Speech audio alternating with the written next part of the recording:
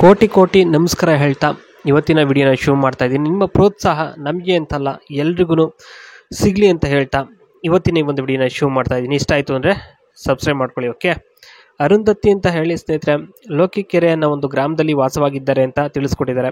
ಇನ್ನು ವಿಚಾರ ಬಂದ್ಬಿಟ್ಟು ಏನಪ್ಪ ಅಂದರೆ 4 ಪ್ರಶ್ನೆಗೆ ಸರಿಯಾಗಿ ಉತ್ತರವನ್ನು ಕೊಟ್ಟರೆ ಹಿಂದೆ ಮುಂದೆ ತೂತು ಕಿತ್ತೋಗುವವರೆಗೂ ಸಹ ಇಕ್ಕಿಸ್ಕೋತೀನಿ, ಅದೇನಾದರೂ ಆಗಿರಲಿ ಕಣ್ರಿ ಅಂತ ಇಲ್ಲಿ ಹೇಳ್ತಕ್ಕಂಥದ್ದು ಇದು ವಿಚಾರ ಆಗಿರುತ್ತೆ.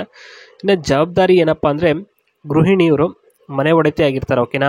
ಇನ್ನು ವರ ಹೇಗಿರಬೇಕಪ್ಪ ಅಂದರೆ ಬುದ್ಧಿವಂತ ಆಗಿರಬೇಕು, ಆ ರೀತಿ ಒಂದು ವರ ಬೇಕು ಅಂತ ಇಲ್ಲಿ ಹೇಳಿರ್ತಕ್ಕಂಥದ್ದು. ಇನ್ನು 4 ಪ್ರಶ್ನೆಗಳು ಇವ್ರದ್ದು ಏನೇನಪ್ಪ ಆಗಿದ್ದಾವೆ ಅಂತಂದರೆ ಈ ಒಂದು 4 ಪ್ರಶ್ನೆಗಳು ಈ ರೀತಿಯಾಗಿದ್ದಾವೆ ನೋಡ್ಬೋದು.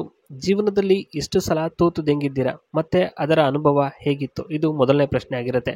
ಇನ್ನು ಎರಡನೇದು ಬಂದ್ಬಿಟ್ಟು ಯಾರಿಗೆ ಮಾಡಿದ್ದೀರಾ, ಹಾಗೆ ತಾಳಿ ಕಟ್ಟದೆ ಹಾಗೆ ಸುಖ ಪಡೆದು ಕೈ ಕೊಟ್ಟಿದ್ದೀರಾ, ಇದು ಎರಡನೇ ಪ್ರಶ್ನೆ ಆಗಿರುತ್ತೆ.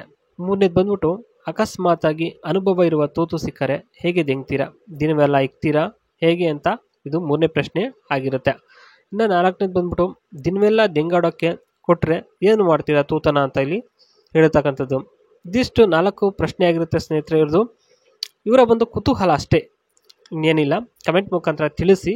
ಈ 4 ಪ್ರಶ್ನೆಗೆ ಉತ್ತರವನ್ನು ಕೊಡೋಂಥ ಒಂದು ಕೆಲಸವನ್ನು ಅಟ್ಲೀಸ್ಟ್ ಒಂದು ಸಾಹಸಕ್ಕೆ ಕೈ ಹಾಕೋ ಒಂದು ಕೆಲಸವನ್ನು ಆದರೂ ಮಾಡಿ ಅಂತ ಹೇಳ್ತೀನಿ. ಸರಿಯಾಗಿ ಉತ್ತರ ಕೊಟ್ಟರೆ ನೋಡಿ ಇಲ್ಲಿ ಮೇಲಕ್ಕೆ ಎತ್ತಿ ತೂತು ಕೊಡುತ್ತಾ ನಕ್ಷತ್ರಗಳನ್ನು ಎಣಿಸುತ್ತಾ ಹಾಗೆ ನಿದ್ದೆ ಮಾಡ್ತೀನಿ. ಓಕೆನಾ. ಜಾಗರಣೆ ಮಾಡಿ ಅಭ್ಯಾಸ ಇದೆ, ಆ ಒಂದು ಕಾರಣಕ್ಕೋಸ್ಕರ ಅಂತ ಇಲ್ಲಿ ಹೇಳಿದ್ದಾರೆ.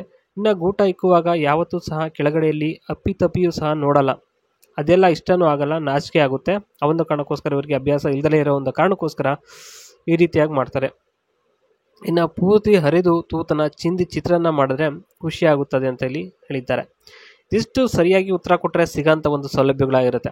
ಇನ್ನು ನೆಕ್ಸ್ಟ್ ಸ್ನೇಹಿತರೆ ಇವ್ರದ್ದು ಒಂದು ಪಪಾಯ ಲ್ಯಾಂಡ್ಗೆ ಒಂದು ಕೆಲಸಗಾರನು ಸಹ ಬೇಕಾಗಿದ್ದಾರೆ. ಕೆಲಸ ಏನೇನಪ್ಪ ಇರುತ್ತೆ ಅಂದರೆ ಲ್ಯಾಂಡ್ ಪ್ರಿಪರೇಷನ್ ಆ್ಯಂಡ್ ಮೇಂಟೆನೆನ್ಸ್ ಬಗ್ಗೆ ನೋಡಿ ಇಲ್ಲಿ clearing weeds and unwanted plants, preparing soil by adding manure and fertilisers, setting up irrigation system and checking water supply. ಪ್ರತಿದಿನ ವಾಟರ್ ಚೆಕ್ ಮಾಡಿಕೊಂಡು ನೀರು ಬಿಡಬೇಕಾಗ್ತದೆ.